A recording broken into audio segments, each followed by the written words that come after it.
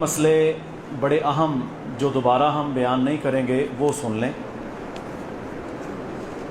پہلا مسئلہ یہ سن لیں کہ نبی اکرم صلی اللہ علیہ وسلم جو رات کا قیام نماز تراویح یا نماز تہجد پڑھا کرتے تھے اس کا طریقہ کیا تھا؟ یہ سارے بچے بھی سنیں بھائی۔ اس کا طریقہ یہ ہوا کرتا تھا کہ آپ صلی اللہ علیہ وسلم دو دو رکعتیں پڑھتے،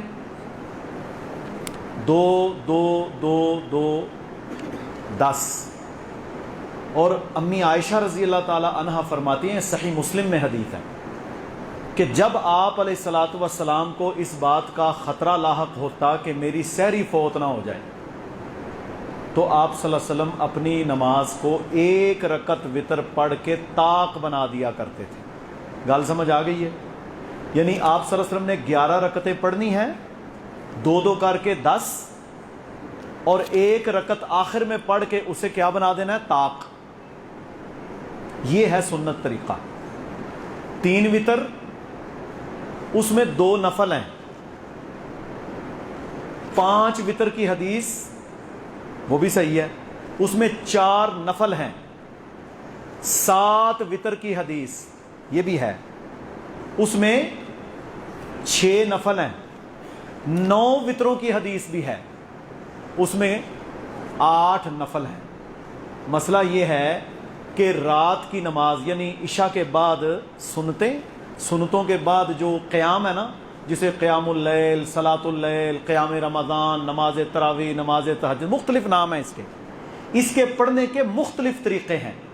جو ہم طریقہ اختیار کر رہے ہیں یہ آپ کا عمومی طریقہ تھا جو اکثر آپ کرتے، لیکن کئی دفعہ رسول اللہ صلی اللہ علیہ وسلم نے 7 رکعتیں ایک سلام کے ساتھ بھی پڑھی ہیں۔ یعنی ہم عشاء کے بعد سنتے پڑھنے کے بعد اگر اللہ اکبر کہتے اور ہم پہلی رکعت، دوسری رکعت، تیسری، چوتھی، 5ویں، چھٹی کے بعد تشہد بیٹھیں، پھر 7ویں اس کو وتر بنا دیں، یہ بھی جائز ہے۔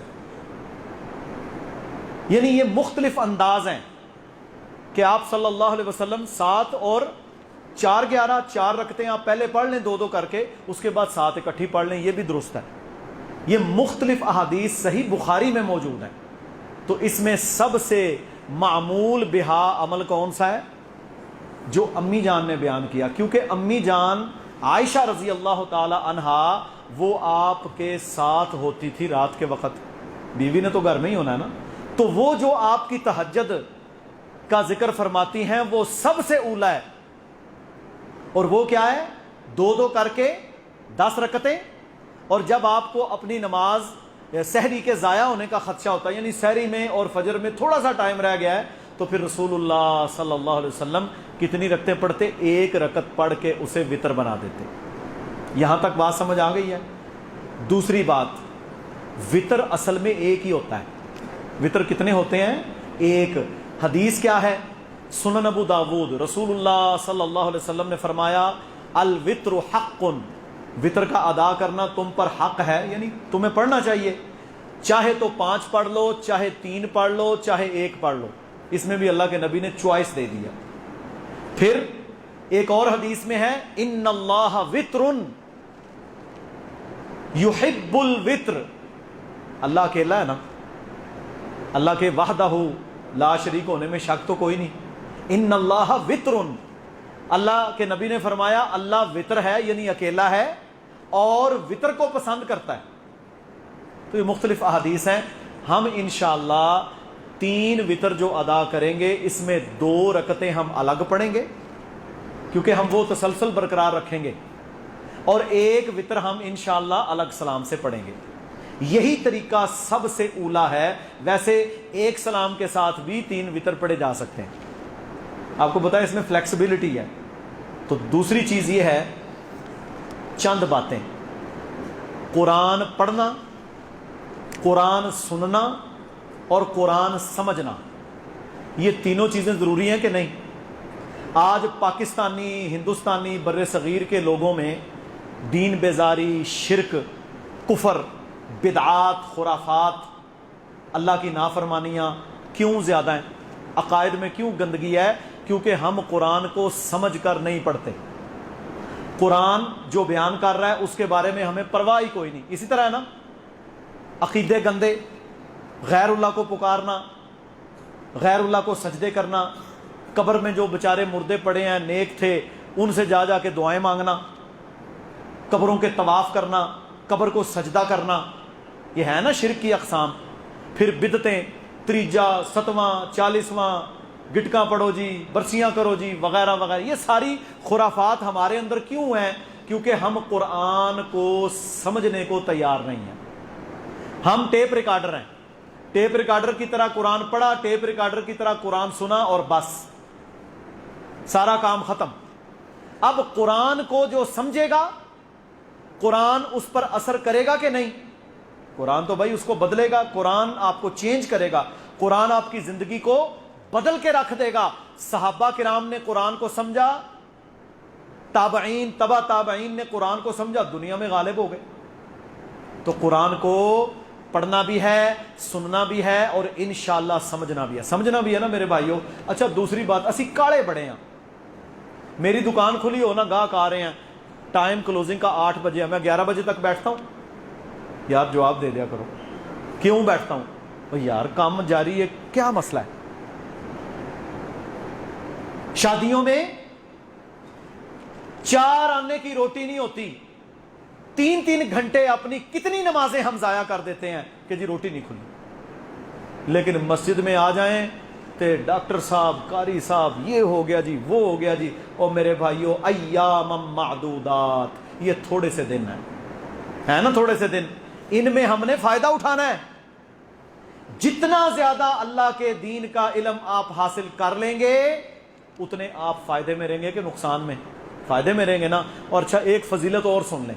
میرے نبی نے فرمایا صلی اللہ علیہ وسلم، اللہ کے نبی کا جب نام آئے تو درود پڑھا کریں. جو درود نہیں نہ پڑھتا، رسول اللہ نے فرمایا علیہ الصلوۃ والسلام، فرمایا جو میرا نام محمد صلی اللہ علیہ وآلہ وسلم سن کر درود نہیں پڑھتا وہ پکا بخیل ہے. اس کے بخیل ہونے میں کوئی شک نہیں، اجر الگ. کیا فرمایا امام کائنات علیہ الصلوۃ والسلام نے؟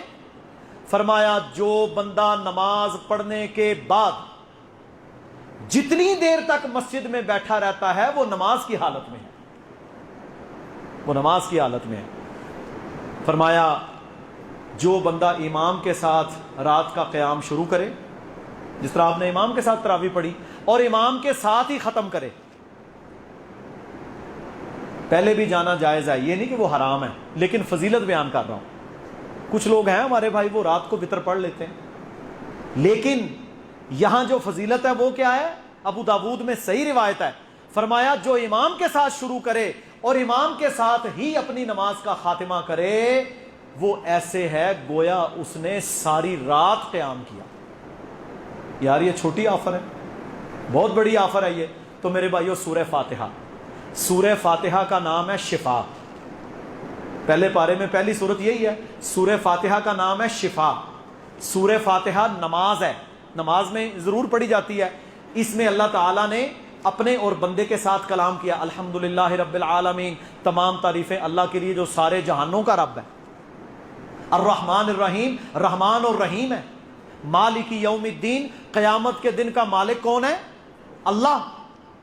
وہاں کسی کی چودراہٹ، قانون، آئین، کانسٹیٹیوشن نہیں چلے گا، صرف اللہ کا قانون چلے گا، پکا انصاف ہوگا. مالک یوم الدین. آگے کیا فرمایا؟ ایاک نعبد و ایاک نستعین، یا اللہ عبادت تیری ہی کرتے ہیں اور مدد بھی تجھی سے مانگتے ہیں. ہر نماز میں کہتے ہیں ہم عبادت کس کی؟ بولیں یار، اللہ کی. مدد کس سے مانگنی ہے؟ اللہ سے. جب عبادت اللہ کی ہے تو غیر سے جو مدد مانگے گا وہ سورہ فاتحہ کی اس آیت کا عملاً انکار کرے گا. اس کے بعد کیا فرمایا؟ اہدنا الصراط المستقیم، یا اللہ ہمیں صراط مستقیم پر چلا. صراط الذین انعمت علیہم، یا اللہ ان کا راستہ جن پر تیرا انعام ہوا. غیر المغضوب علیہم ولا الضالین، یا اللہ ان کی راہ پر ہمیں نہ چلانا جن پر تیرا غضب نازل ہوا، جو گمراہ ہوئے. صحابہ نے پوچھا اے اللہ کے نبی علیہ الصلوۃ والسلام یہ کون ہے؟ فرمایا یہودی اور عیسائی. عیسائیوں پر عیسائی گمراہ ہوئے اور یہودیوں پر اللہ کا غضب نازل ہوا۔ پھر اس میں میرے بھائیوں سورہ بقرہ ہے۔ سورہ بقرہ قرآن کی سب سے لمبی سورت ہے، اس میں بہت سارے موضوعات ہیں، حلال حرام کے تذکرے، یہ مدنی صورتوں میں سے ہے۔ اس میں پہلے سپارے کے اندر بنی اسرائیل کا بڑا ذکر ہے، یہودیوں کا، عیسائیوں کا، جس طرح یہ شرارتیں کرتے تھے، جس طرح یہ خباثتیں کرتے تھے، جس طرح اللہ کے نبی صلی اللہ علیہ وآلہ وسلم ان کے بارے میں انہوں نے سازشیں کی، قرآن کو جھٹلایا، نبوت و رسالت کو جھٹلایا، یہ سارے تذکرے اللہ تعالیٰ نے سورہ بقرہ میں کیے ہیں۔ یہاں پر اللہ نے پہلی آیات میں کیا فرمایا؟ فرمایا ھدی للمتقین، ہدایت اللہ دیتا ہی اس کو ہے جو متقی ہے۔ یہ جو ہدایت ہے نا، سیدھا رستہ، نماز کی توفیق، روزہ رکھنے کی توفیق، صدقے کی توفیق، زنا سے بچنے کی توفیق، برائی سے بچنے کی توفیق، یہ کس کو ملتی ہے؟ جو اللہ سے ڈرتا ہے۔ اور اس کے بعد کیا فرمایا؟ الذین یؤمنون بالغیب، اور اللہ تعالیٰ ان لوگوں کو ہدایت دیتا ہے جو غیب پر ایمان رکھتے ہیں۔ آپ نے اللہ کو دیکھا ہے؟ رسول اللہ صلی اللہ علیہ وسلم کو دیکھا ہے؟ قیامت کو دیکھا ہے؟ جنت کو دیکھا ہے؟ جہنم کو دیکھا ہے؟ مرنے کے بعد کی زندگی کا پتہ ہے؟ قبر کے نیچے کیا ہوگا علم ہے؟ دیکھا تو کوئی نہیں نا۔ کیا ہے؟ میرے اللہ نے کہا کہ قیامت، جنت، جہنم، قبر، آخرت حق ہے۔ میں اپنے اللہ کی بات پر ایمان لاتا ہوں، یقین رکھتا ہوں۔ میرے نبی امام الانبیاء صلی اللہ علیہ وآلہ وسلم نے فرمایا یہ باتیں عقیدہ شامل کر لو۔ مجھے اللہ کی بات پر بھی پختہ یقین ہے، مجھے اللہ کے رسول صلی اللہ علیہ وسلم کی بات پر بھی پختہ یقین ہے۔ یہ ہے یؤمنون بالغیب، اور اسی پر ہی سارا سودا ہونا ہے، اسی پر ہی سارا فیصلہ ہونا ہے۔ جتنا ایمان پختہ ہوگا اتنا اللہ تعالیٰ آپ کو درجے زیادہ۔ دیکھیں نا شہید ہمارے جو ہوتے ہیں، شہداء جو اللہ کی راہ میں، پہلے شہید سے لے کر آخری شہید تک جب وہ میدان میں کھڑا ہوتا ہے تو میرے بھائیوں مجھے یہ بتاؤ، آپ سے میں یا کوئی بھی یہ کہے کہ اپنی چیچی چھوٹی انگلی کی ایک پوٹا مجھے اتار کے دے دے، آپ دیں گے؟ وہ کہ یار میں تجھے نا پورا منڈی تیرے نام لگوا دیتا، ایک پوٹا کاٹ دے، کاٹیں گے؟ وہ دفعہ کاری یار، پاگل ہے تو، وہ یہ مجھے مل ہی نہیں سکتا، مجھے تو اپاہج اور معذور بنانا چاہتا ہے۔ ایک پور ہم اپنی کاٹ کے دینے کو تیار نہیں ہے دنیا کے لیے، لیکن اللہ کا بندہ سینے پر گولیاں کھا کے اپنا 6-7 لیٹر خون اپنے اللہ کی بارگاہ میں بہا دیتا ہے۔ کیوں؟ کہ اس کا یقین ہی اتنا زیادہ ہے کہ میرا اللہ جیسے ہی میرا خون زمین پر گرے گا مجھے معاف کر دے گا، مجھے دنیا میں اللہ جنت دکھا دے گا۔ یہ ہے یؤمنون بالغیب۔ یہ ہمارے نوجوان، ہمارے بوڑھے، ہمارے بھائی جب گناہ کا کام کرتے ہیں نا، یہ یؤمنون بالغیب کی کمزوری ہے۔ جب ہم گناہ کرتے ہیں مجھے اللہ پر یقین پختہ نہیں ہوتا۔ اسی طرح اللہ نے فرمایا وَإِذَا قِيلَ لَهُمْ، جب ان سے کہا جاتا ہے نا لا تفسدوا فی الارض، کہ زمین میں فساد بپا نہ کرو، شرک، کفر، نافرمانیاں، یہ سب سے بڑا فساد ہے، تو پتہ کیا کہتے ہیں؟ قالوا انما نحن مصلحون۔ یہ یہودیوں کے بارے میں ہے، وہ کہتے ہیں اسی تے اصلاح کرنے والے ہیں، ہم فساد والے نہیں ہیں، ہم تو اصلاح کرنے والے ہیں۔ اسی طرح اللہ تعالیٰ نے یہودیوں کی سازشیں، اللہ کے نبی صلی اللہ علیہ وسلم کے خلاف، میرے بھائیوں پروپیگنڈا، رسالت کو نہ ماننا، قرآن کو نہ ماننا، اس وجہ سے اللہ تعالیٰ نے اتنے سخت جملے یہودیوں کے بارے میں ارشاد فرمائے ہیں۔ کیا فرمایا؟ فرمایا ضربت علیہم الذلۃ والمسکنۃ وباءوا بغضب من اللہ۔ اللہ تعالیٰ نے یہودیوں پر ذلت اور مسکنت اور اپنا غضب نازل کیا۔ کیوں نازل کیا؟ کہ یہ اللہ کی بغاوتیں کرتے تھے۔ اور پھر میرے بھائیوں یہودی پتہ کیا کہتے تھے؟ بڑے پلید تھے، یہ کہتے ہیں وَقَالُوا لَن تَمَسَّنَا النَّارُ إِلَّا أَيَّامًا مَعْدُودَةً۔ سارے گناہ کر کے نا، اچھا حالت امت محمد کے لوگوں کی بھی اکثر کی یہی ہے علیہ الصلوۃ والسلام، سارے گناہ کر کے پتہ کیا کہتے تھے؟ کہ ہمیں اللہ تعالیٰ جہنم میں کوئی نہیں ڈالے گا۔ وَقَالُوا لَن تَمَسَّنَا النَّارُ، ہمیں آگ میں کوئی نہیں گرایا جائے گا، مس نہیں کرے گی ہمیں آگ، إِلَّا أَيَّامًا مَعْدُودَةً، اگر اللہ نے ہمیں گرا بھی دیا نا تو تھوڑے سے دنوں کے لیے، کوئی نہیں روڑا اڈا۔ یہ ان کے اندر ایک بے خطری پیدا ہو گئی تھی۔ اور میرے بھائیوں آج جو گناہ کرتا ہے، جو قتل کرتا ہے، جو ظلم کرتا ہے، اس کے اندر بھی یہی بے خطری ہے، وہ دیکھی جائے گی بھائی۔ ایک دن 50,000 سال کا، اگر ایام معدودہ بھی ہو، ایک مہینے کے لیے بھی تجھے ڈالا جائے تو کتنے لاکھ سال بنتے ہیں، خوف ہی کوئی نہیں یار۔ تو یہ یہودیوں کی روش ہے، جو آخرت پر یقین نہیں رکھتا، جو جہنم کے خوف سے ڈرتا نہیں ہے، یہ یہودیوں کی خباثت ہے۔ وَقَالُوا لَن تَمَسَّنَا النَّارُ إِلَّا أَيَّامًا مَّعْدُودًا، کہتے ہیں ہمیں آگ نے کوئی نہیں چھونا، اگر چھو بھی لیا تو کیا ہوگا، تھوڑی سی ٹائم کے لیے۔ تو آپ نے سنا ہے بازاروں منڈیوں میں لوگ کہتے ہیں یار چلو عذاب اگر تھوڑا سا آ بھی گیا تو خیر ہی ہے۔ پھر مولویوں نے بتایا ہوا ہے من قال لا الہ الا اللہ دخل الجنہ، جنہیں لا الہ الا اللہ پڑھ لیا وہ جنت ہی جائے گا، پاویں زنا کرے، پاویں شراب پیوے، خواہ وہ شرک کرے، کفر کرے، نماز پڑھے نہ پڑھے، جو دل ہے کرے وہ جی جنت میں جائے گا۔ ایسے نہیں ہونا، کلمے کے تقاضے پورے کرنے پڑیں گے۔ کلمے کے تقاضوں میں اللہ کی توحید پر پختہ ایمان ہے، شرک سے باز آنا ہے، بدعات سے باز آنا ہے، رسول اللہ کی رسالت ختم نبوت پر ایمان لانا ہے، رسول اللہ کی سنتوں پر طریقوں پر چلنا ہے، تب جا کر کلمے کا تقاضا پورا ہوگا۔ صرف کلمہ خالی خولی جس کے پیچھے کوئی عقیدہ کوئی بنیاد نہ ہو، اس کا کوئی فائدہ نہیں ہوگا۔ ایک بڑی اہم بات کرنے لگا ہوں، ہماری جتنی حکومتیں امت مسلمہ کے دیکھ لیں 70 ملک ہیں، سارے غلام، تو ہماری جتنی حکومتیں آتی ہیں ان کی مصیبت پتہ کیا ہوتی ہے، یہ اللہ کو راضی کرنے کی بجائے یہودیوں عیسائیوں کو راضی کرتے ہیں۔ امریکہ کو راضی کرو، اقوام متحدہ کو راضی کرو، فلانے کو راضی کرو، ان کا چکر یہ چلا ہوتا ہے۔ اللہ تعالیٰ نے قرآن میں بالکل دو ٹوک وضاحت کر دی ہے، کیا فرمایا؟ آخری بات ہے، اس کے بعد ہم انشاءاللہ وتر پڑھیں گے۔ وَلَن تَرْضَىٰ عَنْكَ الْيَهُودُ وَلَا النَّصَارَىٰ حَتَّىٰ تَتَّبِعَ مِلَّتَهُمْ، یہ پہلے پارے میں سورہ بقرہ میں اللہ نے فرمایا یہودی اور عیسائی تم سے کبھی راضی نہیں ہوں گے۔ یہودی اور عیسائی کون کہتا ہے؟ اللہ وحدہ لا شریک۔ وَلَن تَرْضَىٰ عَنْكَ الْيَهُودُ وَلَا النَّصَارَىٰ حَتَّىٰ تَتَّبِعَ مِلَّتَهُمْ، حتیٰ کہ تم یہودی عیسائی بن جاؤ۔ جب تک تم یہودی عیسائی نہیں بنتے یہ تم سے راضی نہیں ہو سکتے۔ اس لیے ہم نے یہودیوں عیسائیوں کو راضی نہیں کرنا، ہم نے عرش والے رب کو راضی کرنا ہے۔ جب عرش والا رب ہم سے راضی ہو گیا پھر ساری دنیا بھی اگر ہمارے خلاف ہو جائے ہمیں کوئی پرواہ نہیں۔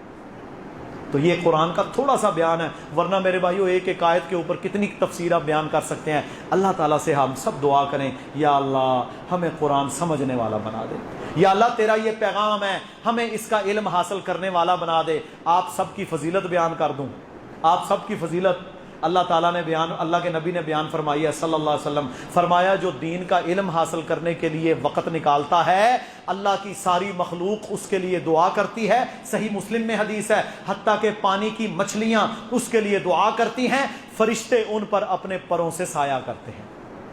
اللہ رب العزت ہمیں یہ نعمتیں عطا فرمائے۔ ہم دیکھ نہیں رہے لیکن قیامت کے دن سب کھل کے سامنے آ جائے گا۔ اللہ ہمیں اپنے دین کے لیے استعمال کر لے، اللہ ہمارا وقت اپنے دین کے لیے استعمال فرما اور ہمیں بخشش، نعمتیں، مغفرت عطا فرما کے جہنم قبر کے عذاب سے بچا کے یا اللہ کامیابی والی زندگی عطا فرمانا جو حقیقت والی ہمیشہ والی زندگی ہے، اور ہمیں اپنے نبی محمد کریم صلی اللہ علیہ وآلہ وسلم کی شفاعت عطا فرما، ہمیں نبیوں کا، صدیقوں کا، شہیدوں کا ساتھ عطا فرما۔ سبحان ربک رب العزت عما یصفون وسلام علی المرسلین والحمد للہ رب العالمین۔